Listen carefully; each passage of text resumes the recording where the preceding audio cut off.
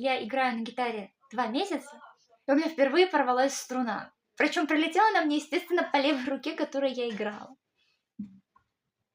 И я только сейчас заметила, что у меня струны закреплены вот таким вот образом.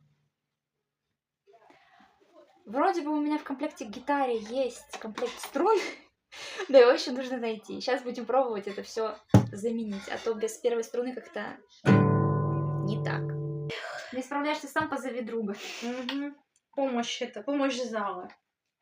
Как хорошо, что сегодня выходной. Что-то как-то не туда пошло. В смысле, все Все туда? на месте.